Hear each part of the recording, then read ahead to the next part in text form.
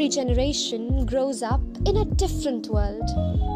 But this generation is growing up in a world changing faster than ever before. Technology evolves overnight. Careers are transforming. Information surrounds us constantly.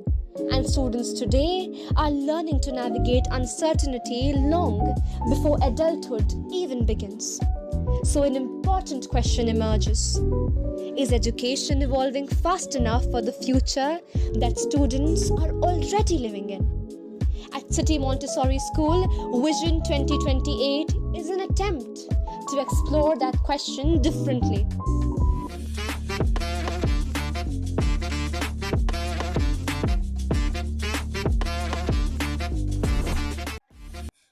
Today we have a student of grade 5 with us, Ojasvi. Hi Ojasvi, it's a pleasure to have you with us today. Ojasvi will be sharing her insights on how her classes have really helped with her holistic development. Ojasvi right here has been an active participant in various activities while also confidently managing her academics. She'll share the interesting aspects of her classroom and her day-to-day life in school. The things that I find interesting in my classroom and or my school are basically group sitting arrangements and justice box, PBL culminations, and things like that. I really find them engaging. Ojasvi, you mentioned about PBL culmination. Yes. Can you tell our audience what exactly PBL culmination was all about? Okay, so PBL is all about project based learning in which we learn while we do it. Like there was this activity of restaurants. So we opened our own stalls inside the school, and there was like the whole system, receptionist, and various things like that.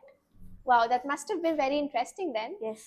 Okay, so this year we have introduced the holiday inquiry projects, which are different than our monotonous or regular holiday homework projects that we usually do. So Ojasvi right here will be telling us about what the learners from grade 1st to 5th have to do in their holiday inquiry projects, and she'll be sharing what she particularly liked about each of those projects. Okay, so the project is all about making a scrapbook on three things, which are the first one is that we have to ask an older person about their time of school. So they share their incidents and their stories about their school. And the second thing which we have to add in our scrapbook is that we have to find new things in our like path or around our surroundings which did not exist back then in the era of the older people. And the third thing is that we have to draw two pictures of this school, one in which we felt like real learners and the second when the school felt too hard. Hi Gracie, it's a pleasure to have you on our podcast today. How are you doing? Hi Jaya, I'm doing just fine and it's a pleasure to meet you. Gracie, my question to you is that you might have read about the holiday inquiry project guidelines for the juniors. So my question to you would be that what is the main aim of these particular activities which have been outlined in the holiday inquiry project, which are basically about the comic strip and the other guidelines? So the main goal is research, like real life research, not just standard worksheets. We need to actually imagine ourselves as a character in 2028 who is actually solving the real life problems through the school skills we have learned. And the field research is more about seeing patterns in the world and how it is changing.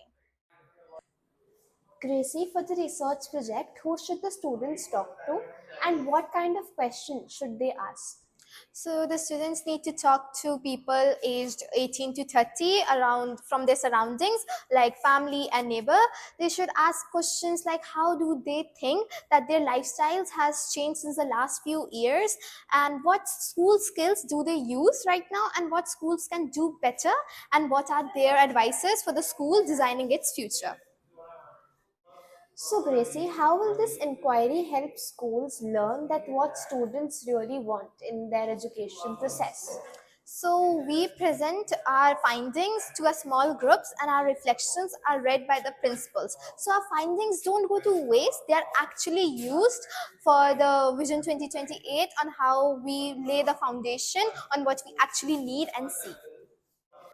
As we know that the senior students have been assigned research papers or field research, so what are the points that must be included to make these papers more informative? So our field research report must contain patterns and unexpected findings from the interview we take with people aged 18 to 35. Our 2-page position paper must contain a sharp evidence-based argument about what the students need and where CMS lacks. How is this assignment impactful for identifying the gap between the school and the real world that our learners are stepping into? So we are stepping into a world of AI, of climate disruptions and economic shift. This assignment is critical because CMS honestly needs to know where it's lacking and if it's doing sufficient for the world we are entering into. And I think interviewing young adults really exposes those real life gaps. What kind of ideas or solutions should the students add in their presentations to make it more informative? We need to discuss what it truly means to thrive and live well today, offering honest and unpolished solutions to what CMS is actually missing. We need to name the specific gaps and structural changes we need to live well in the future. I know I should sleep, but the voices in my head go.